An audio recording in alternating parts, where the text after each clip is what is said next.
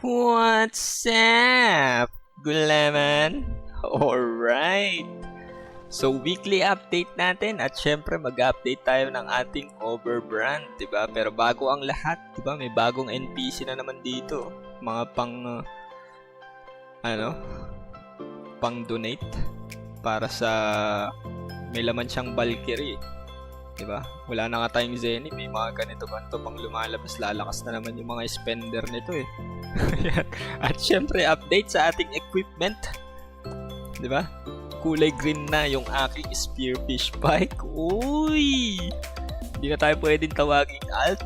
Diba? Parang spender na yung galawan natin. Diba? Syempre ang kasunod nyan, lalagyan ko na ng slot yung aking shield, slot sa aking weapon. Siguro yung boots, baka palitan ko muna to ng adventurer para may card slot. Kasi kulang pa yung aking rune boots para ma-slatan. Yan. Tapos syempre yung ating stats. Yan, naka food buffs ako ngayon. Ang gamit kong food buffs yung yan, penetration at saka yung strength plus 10. Yan. So meron akong attack na 4626 at magic attack na 2000. Yan. Tapos yung iba pang importanteng stats, penetration 28%, magic penetration 18%, damage 25%, physical damage increase 28%, ignore depth 59%, at yung ignore mdef 25%. Tapos yun lang, no?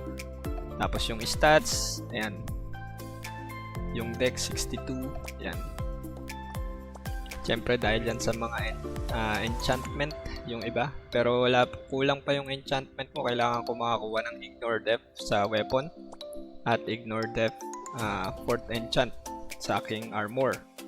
Yan. Tapos siyempre sa ating instance, diba, nag-spam ako ng chaotic, eto si Lord of Death, para makakuha ako ng shield shard. Ginamit ko to para gawing kulay green yung aking weapon, at yung sa armor naman para gawin siyang star. Hindi ko alam kung ano yung mats na kailangan doon, pero sa tingin ko yung etong wicked heart yung kailangan ata. Hindi pa ako sigurado, di ako nagbubukas ng Chinese server. Yan, tsaka ito ata yung kailangan, chaotic metal. Yan. Tapos syempre, damage test natin. Punta tayo sa home para makita yung ating damage. Syempre dahil malakas ako sa fire, isa-set ko sa fire yung aking yung dummy. Yan. Lagyan natin ng demi-human at fire. Tapos yan, simulated strength. Tapos syempre kabit ko muna yung aking Kitulanux card.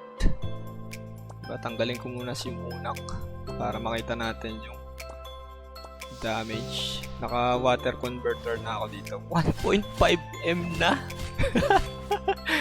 Parang parang kailan lang F2P pa ba yan? 1.5M na diba? Syempre kung gagamit pa ako ng mga ibang food buffs, tataas pa yan abot. Kaya na ata ito mag 2M pag gumamit ako ng rapid alloy tsaka yung iba pang food buffs. Yan. Syempre di na natin gagamitin yan, medyo mahal yung rapid alloy, plus 400 attack din kasi yon. Yan. Tapos syempre ang mga kasunod na gagawin natin, diba, baka yung pa rin, magpataas ng attack at magic attack at ignore defense. Tapos syempre sa guild, yung stats ko ay yun pa din, diba? Ang priority dyan, ignore depth at penetration. Pagka na-max mo tong dalawa, kasunod niyan syempre yung attack at refine attack. Pag na-max mo yung attack at refine attack, ang kasunod niyan ay yung magic attack at refine magic attack. Pag na-max yung magic attack at refine magic attack, yung ignore mdef naman at magic penetration, di ba? Puro attack lang tayo. Tapos syempre sa Defense, ang priority natin dyan ay magic damage reduction. Yan. Kaya 6% yung aking reduction dito. Tapos sa elemental damage, yung wind.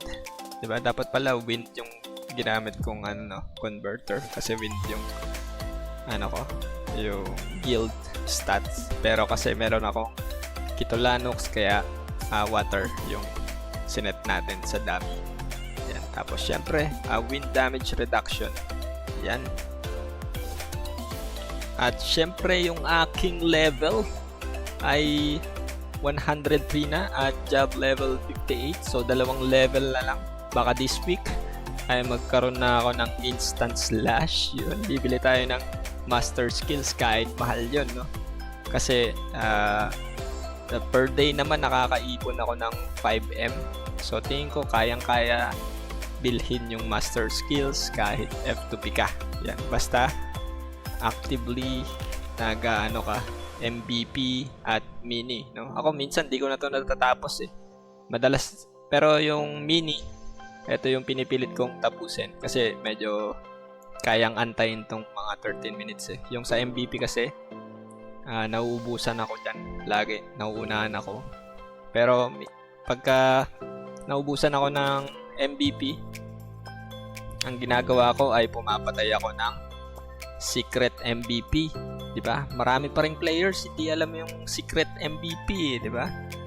Dapat alam nyo kung paano mag-summon ng secret MVP. Yan. Yan, dito sa may Glassheim Hall, masasummon mo dito si Chimera, si Deviling, at saka si yung pangalan nun, si Dracula, 'di ba? Hindi ko alam kung nandito siya Pinatay ko siya kanina. Pero ang ginagawa ko dito para maabutan ko siya, minsan inaantay ko siya dito. O kaya lumilipat ako ng channel, tapos dun ko siya aantayin ng 30 minutes para yung cooldown sa channel switch ay maabutan. Halimbawa, wala yung masasamon dito. Ang ginagawa ko dyan, channel switch ako. ID 28. Iniisa-isa ko to minsan hanggang machambahan ko yung dito, yung mga monster para maisamon. Diba? Paulit-ulit lang hanggang machempuan mo. Minsan kasi wala namang gumagawa nun, kaya nakaka-chempo pa din. Hanap tayo kung saan meron.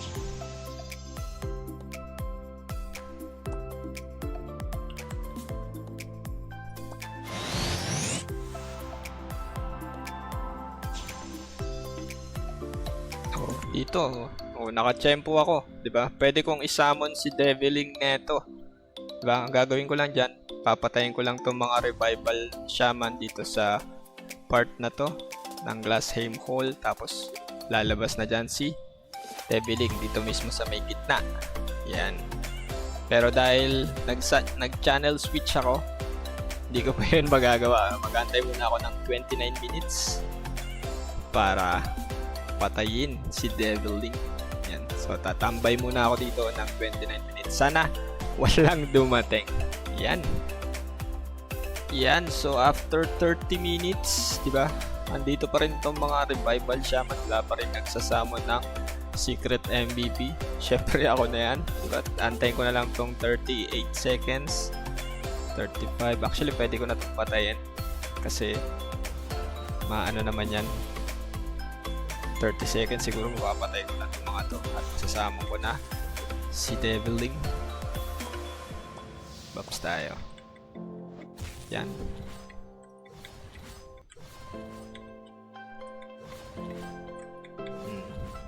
Papatay na lahat. Then, lumabas na si Deviling.